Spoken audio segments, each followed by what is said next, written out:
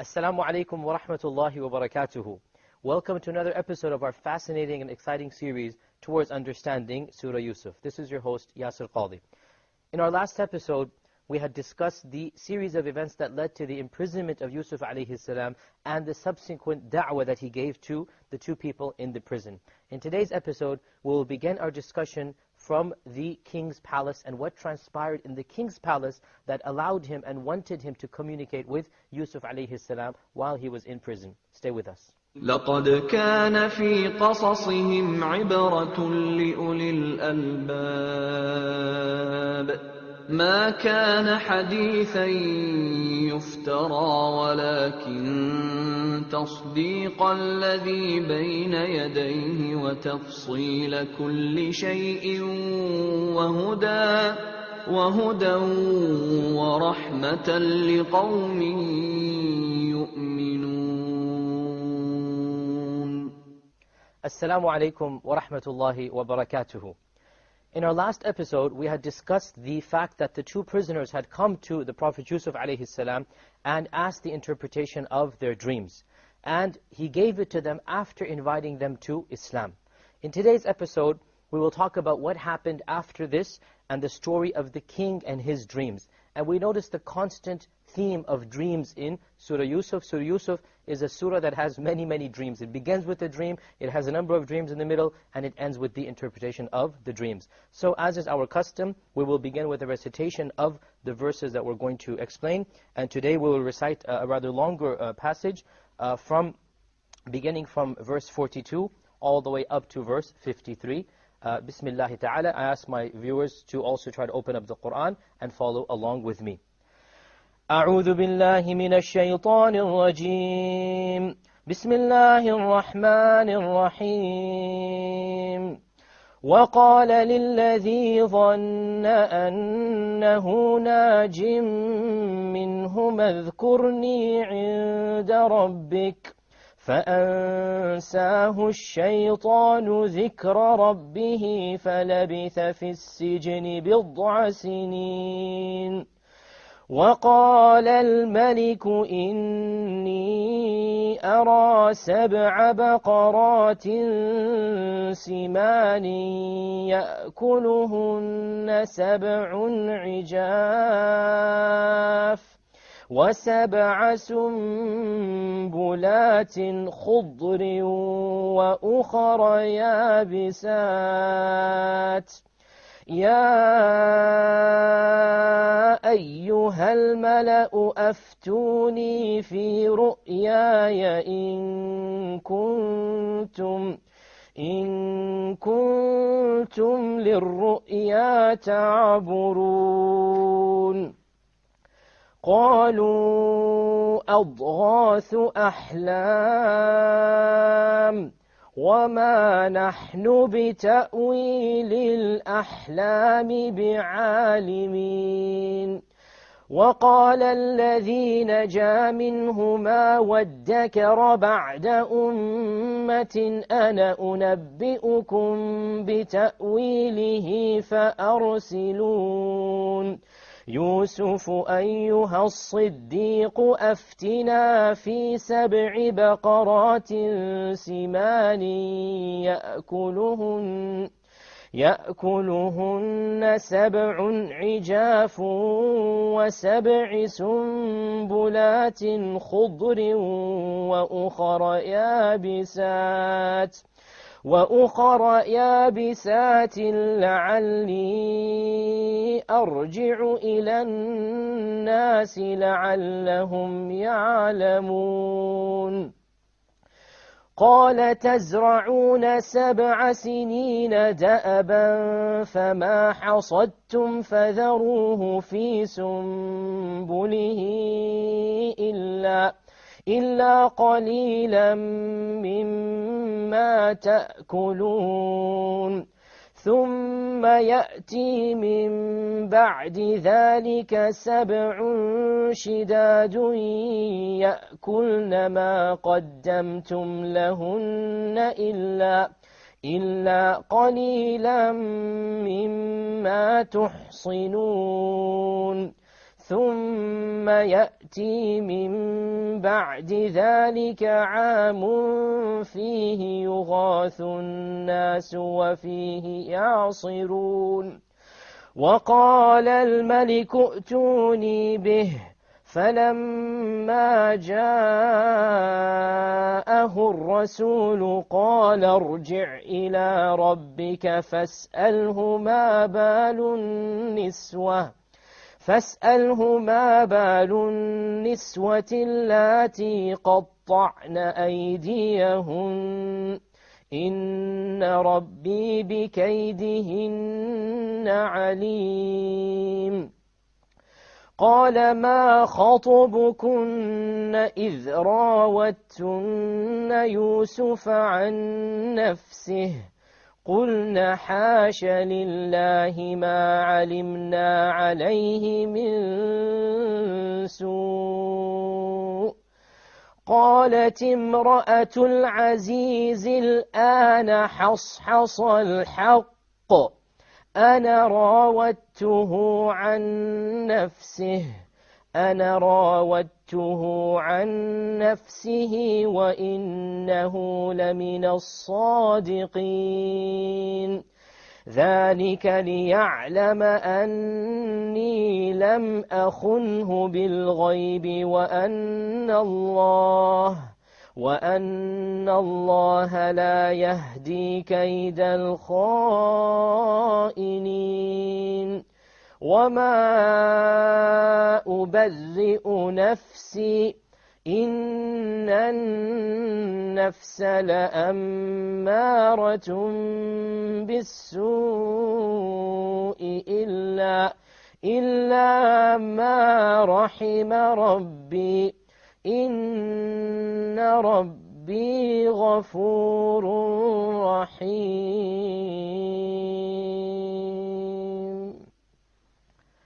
So in these series of verses, Yusuf alayhi salam, after interpreting the dream for his two fellow prisoners, he then tells one of them, وَقَالَ لِلَّذِي ظَنَّ أَنَّهُ نَاجٍ مِّنْهُمَا. He says to the one whom he presumed, i.e. he thought he knew, would be saved from the two of them. Remember, what was the dream? The dream was that one of them was pressing grapes to form wine. And the other one, he saw himself carrying a basket of bread, and the birds were eating from this basket. So he interpreted the dream, and he said, this one of you, and look at the politeness, he didn't say which one, because one of them is going to face death. So he didn't say, you are going to face death. He said, one of you will eventually go back to his master and continue to press wine and make wine for him. And the other, he didn't mention who the name was because this is a matter of politeness. The other will be crucified. He didn't want to make it even worse than it appears. And he says the other will be crucified and the birds will eat from his flesh. The birds will eat from his face. This is the interpretation of the dream, that the bread symbolized that the birds will be eating from his face. So one of them will be saved. So he said to the one whom he thought would be saved, اذكرني عند ربك. Mention me to your master, i.e. the king. Now remember we said these were the servants of the king, right? So mention me to your king. Take my case to the king. Mention to him that I shouldn't be here. This is incorrect for me to be here. فَأَنْسَاهُ الشَّيْطَانُ ذِكْرَ رَبِّهِ. So shaitan caused him to forget mentioning it to his Lord. فَلَبِثَ فِي السِّجْنِ بِضْعَ سِنِينَ. So he remained a few years in jail. Now, there are two interpretations of this verse, and both of them are correct linguistically, but only one is obviously correct in terms of what actually happened. The first interpretation is as follows. And the reason why there's a difference of opinion is because the names are not mentioned, but rather pronouns are mentioned. He said to his Lord. Who is the Lord? Who is the he? So the first opinion goes as follows. Yusuf said to the person who was going to be saved, the other prisoner, mention my case, the case of Yusuf, to your master, meaning the king. فَأَنْسَاهُ الشَّيْطَانُ ذِكْرَ رَبِّهِ. Shaitan caused this servant to forget to mention Yusuf's case to his master, the king. Shaitan caused this servant to forget to mention the matter to his king.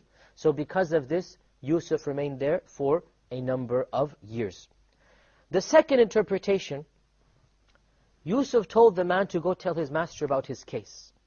فَأَنْسَاهُ الشَّيْطَانُ ذِكْرَ رَبِّهِ. So this was incorrect. Yusuf should not have gone to the man. Shaitan caused Yusuf to forget to think of his Lord, i.e. Allah. So because of this, he remained in prison for many years. So the question arises, who was Shaitan targeting? Was it this servant, in which case the servant forgot to mention Yusuf's case to the king? Or was it Yusuf, in which case Yusuf relied on the servant instead of relying upon Allah? And Yusuf turned to the servant instead of turning to Allah. And so Shaitan caused Yusuf to forget mentioning his Lord. And because of that, Allah punished him by allowing him to remain in the prison for many years. Now, scholars have differed which of these two interpretations is correct. And inshaAllah ta'ala, the correct interpretation is the first one, not the second one.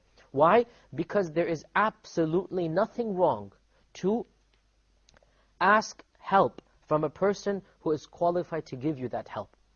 There's nothing wrong in trying to defend yourself. There's nothing wrong in trying to get your case heard. And if this had been wrong, then it would have been wrong for Yusuf a.s. to defend his honor the first time. When he was accused of seducing the woman, he said, I didn't do it, she seduced me. So if it had been wrong, he wouldn't have done it the first time. There is absolutely nothing wrong in defending yourself and in trying to take legitimate and permissible means to arrive at the goal. So the correct opinion is that this man who was released from jail returned to the service of the king, and he continued pressing wine for the king. And as is the case with all men, when the good happens to you, when you get out of your problems and afflictions, you forget about your problems. You forget about those who helped you. And this is not appropriate and right. The Prophet ﷺ said, whoever is not thankful to the people who helped him out, whoever is not thankful to his fellow men, it means he's not thankful to Allah. Why? Because these men who helped you, if you were in debt and they gave you money, if you were in any crisis and they helped you out, they were sent by Allah even if they didn't realize it. Allah Azza wa Jal was the one who provided them for you. So by thanking them, realizing Allah gave it to you, then you are in fact thanking Allah subhanahu wa ta'ala. The true believer is grateful for every favor that a fellow human being does, but he realizes this ultimate favor is due to Allah, so the ultimate blessings have to be given to Allah subhanahu wa ta'ala. So, Yusuf alayhi salam tried to get his case heard with the king directly. The ministers did what they did, and the king has no idea what happened. As is the case in all corrupt countries, ministers have power to do things that are against the law, and so they illegally jailed Yusuf. Yusuf alayhi salam did not deserve to be jailed. They illegally jailed Yusuf and they threw him in, so now he's trying to get out. And he takes every permissible means. And this shows us in our religion, we don't just sit back and let things happen. In our times, we're facing a lot of problems, a lot of issues. We fight back in a legitimate way, not an illegitimate way. Legitimately, we defend our rights according to the laws of the land. We stay within the laws of the land. Yusuf alayhi salam did not go beyond the laws of the land. He took recourse and he took action according with the laws of the land. And he asked this person, go mention my case to your king. But Shaitan caused him to forget to mention this. And because of that, Yusuf remained in prison for a number of years. We'll take a short break now, and we'll come right back and continue discussing the story from where we left off. Stay with us. لقد كان في قصصهم عبرة لأولي الألباب كان في قصصهم عبرة لأولي الألباب لقد كان في قصصهم عبرة لأولي الألباب كان في قصصهم عبرة لأولي الألباب. Welcome back. We were right at the point where Yusuf alayhi salam told the fellow prisoner, mention me to your Lord. But the prisoner, your Lord here means the master of the prisoner, i.e. the king. But Shaitan caused him to forget. And Shaitan has many, many tactics. And one of the tactics of Shaitan is that he causes you to forget. And the same tactic is mentioned in Surah Al-Kahf as well, in another story. The story of Musa alayhi salam with his servant. When Musa tells his servant that when you see the sign of the fish going into the water, tell me.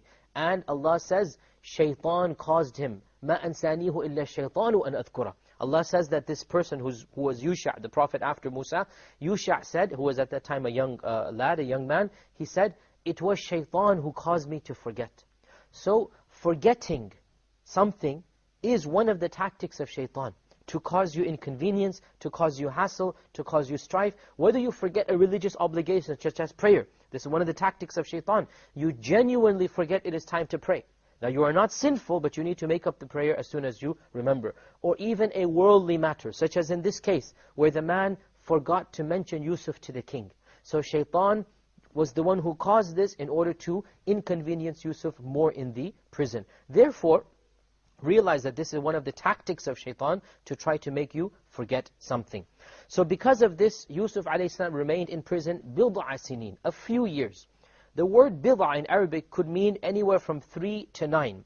So most scholars interpret that Yusuf a.s. stayed around 8-9 years in prison. And remember, he entered the prison as a young man. So by the time he came out, he was probably in his late 20s or early 30s. This is the rough estimate of the time age that he would have been in. So this prisoner returns to the palace of the king, and he is freed from jail, and he becomes the servant again, and he continues to feed his master wine, as was his custom before he entered prison. And many, many years later, as we said, probably around 7-8 years later, the king sees a very strange dream. What was the dream of the king? The king saw that 7 fat cows were being eaten by 7 thin ones. And he saw 7 grains of corn that were full. And he saw 7 grains of corn that were withered away and shriveled up. And he kept on seeing this dream. And he knew that it meant something, because as we said, one of the signs of a dream from Allah is that it remains in your memory, fresh and powerful. And you have a feeling that there is something symbolic here. So he called a council of his ministers, and he said to all of them, this is what I have seen. أَفْتُونِي فِي رُؤْيَايَ, explain to me my dream. إِن كُنْتُمْ لِلرُّؤْيَا تَعْبُرُونَ, if you are able to interpret dreams. So he's trying to taunt them. Do you even have this knowledge? Do you know how to explain this dream? So they responded back to him, قَالُوا أَضْغَاثُ أَحْلَامٍ. They said, these aren't dreams, these are jumbled up nightmares. Notice he called it ru'ya, and they called it hulum or ahlam. He called it a dream, and they called it the plural, nightmares. In other words, they're trying to basically show that this is not a real dream that you have seen. You have just seen something else. Don't worry about it. It's not a big deal. But when he announced this in the large gathering of famous ministers, of all of his people around him, right there present was also the person who gave him his wine, the very person who was freed from jail along with Yusuf. And so, وَقَالَ الَّذِي نَجَى مِنْهُمَا, the one who was saved from those two, وَادَّكَرَ بَعْدَ أُمَّةٍ, and he remembered after a long time, he remembered the whole story. And as we said, this is the nature of man, that when something evil happens to you, you don't think about it, you don't want to ponder about it. When something good happens to you, you overlook the one who gave you that good. You forget about it, and you forget the state that you were in the state of evil. So this person basically covered up his memory. Shaitan caused him to do so until the king jarred that memory, until the king saw a dream, and he remembered this was the one who also interpreted a dream. So, وَقَالَ الَّذِي نَجَى مِنْهُمَا وَادَّكَرَ بَعْدَ أُمَّةٍ أَنَا أُنَبِّئُكُمْ بِتَأْوِيلِهِ فَأَرْسِلُونَ. He told the king, I will interpret it, so allow me leave to go. Give me permission to take the day off and find out the interpretation of this dream. Notice he said, I will inform it of you. In other words, he wanted to get some favor from the king. He wanted to become famous. And such is the way with all people who lack true humility and iman. They want to take the credit for themselves, even though it was Yusuf who was going to tell him. He didn't say that, I will bring somebody who will tell you. Rather, he said, I will tell you of its interpretation, so send me. So he rushes back to the prison that he was saved from, that he occupied for many years. He rushes back to that jail, and he says, the king has sent me, allow me to go in. I need to speak to this prisoner. And he says, Yusuf ayyuha as-siddiq. O Yusuf, you noble man. O Yusuf, you truthful person. No apologies, no introduction, no nothing. Immediately he jumps in, and he begins by buttering Yusuf up, by praising him. O Yusuf, you noble man, give me the interpretation. Aftina. Tell us, what does it mean? في سبع بقرات سمان, 7 fat cows, يأكلهن سبع عجاف, that are being eaten up by 7 thin cows. 7 thin cows are eating up 7 fat cows. وَسَبْعِ سُنْبُلَاتٍ خُضْرٍ, and 7 lush grains of corn. وَأُخَرَ يَابِسَاتٍ, and 7 very dry ones. لَعَلِّي أَرْجِعُ إِلَى النَّاسِ, he says, I want to go back to the people, لَعَلَّهُمْ يَعْلَمُونَ, so that we can tell them what happens. So, he doesn't even say who the dream is from. He doesn't now want to give it away. Still, this middleman wants to try to get the information from Yusuf, go back to the king, and become famous himself.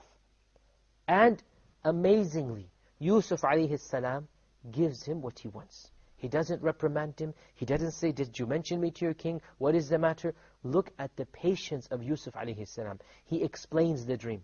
And he interprets it immediately, without criticizing the man, without questioning him, without any hint of being angry. Why are you coming to me now after you have abandoned me? Why should I help you out when you didn't help me out? No, this is not the character of Yusuf alayhi salam. He says immediately, قَالَ تَزْرَعُونَ سَبْعَ سِنِينَ دَأَبًا.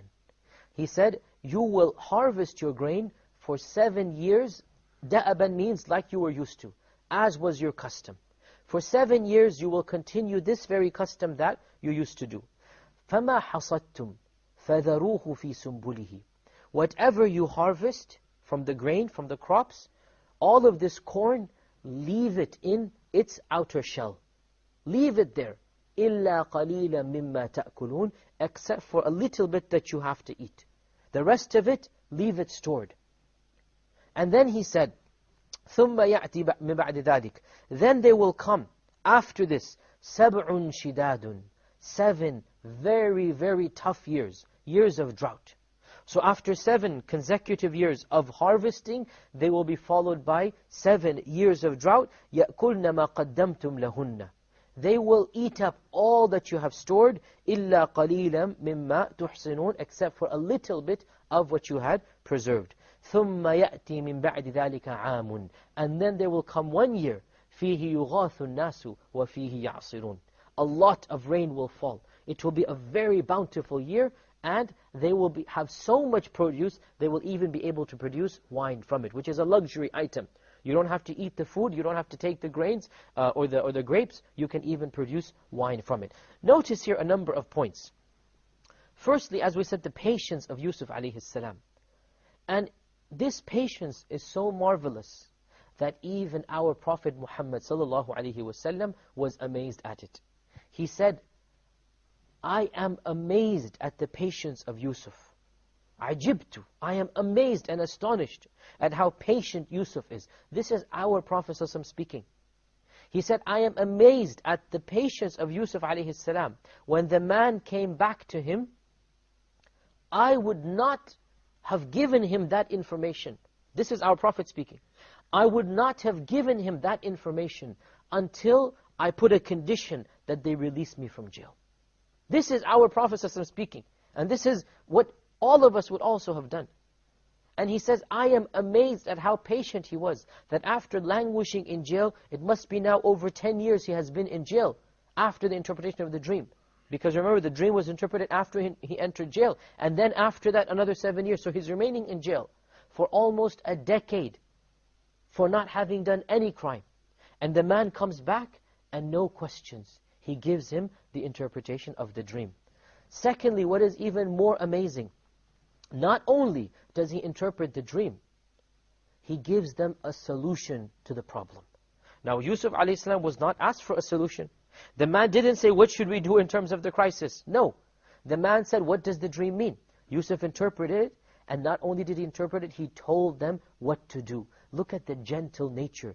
Look at the kind character of this Prophet of Allah, that he wants good for them. And they are not even Muslims, by the way. But he wants good because they are his fellow men. He wants good because these are the people that he is living amongst. So he wants good for them. So he tells them, I will tell you what to do. For 7 years, when you harvest your crops, then don't get rid of it. Don't plant it. Rather, store it away. Keep it for the future. Then you will, except for the portion you will have to eat, then you will be followed by 7 years of drought. 7 years of difficulty. These will eat up the 7 years of produce. And this is the interpretation of the 7 cows eating, the 7 thin cows eating the 7 fat cows. The 7 fat cows represent the harvest for that year. Fat and plump, lots of rain. And the 7 thin cows represent 7 years of no rain. So the 7 years of no rain will eat up the produce of the 7 years of bountiful produce. So the 7 years of drought will eat up the 7 years before it. And this is the interpretation of the dream. Now, an interesting question arises. Okay, we understand the symbolism here of the 7 fat cows meaning 7 years of full grain, and the 7 thin cows meaning 7 years of drought, and of course the 7 full blossoming corn and the 7 withered corn represents the same thing. But where did Yusuf a.s. get the 1 year after the 7? He said, and then there will come a year, there will be much water and much rain, and you will actually be able to produce wine. Where did this 1 year come from? And this shows us the insight of Yusuf a.s. after 7 years of drought.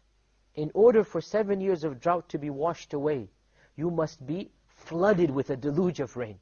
Extra rain must come to wipe away 7 years of drought. So this is what Yusuf a.s.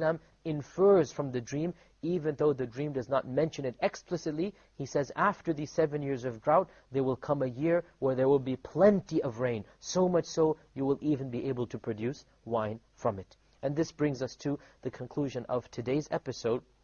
Insha'Allah ta'ala, in our next episode, we will continue explaining these very verses that we have recited. I hope to see you then. Until next time, Assalamu alaikum wa rahmatullahi wa barakatuh. لقد كان في قصصهم عبرة لأولي الألباب كان في قصصهم عبرة لأولي الألباب لقد كان في قصصهم عبرة لأولي الألباب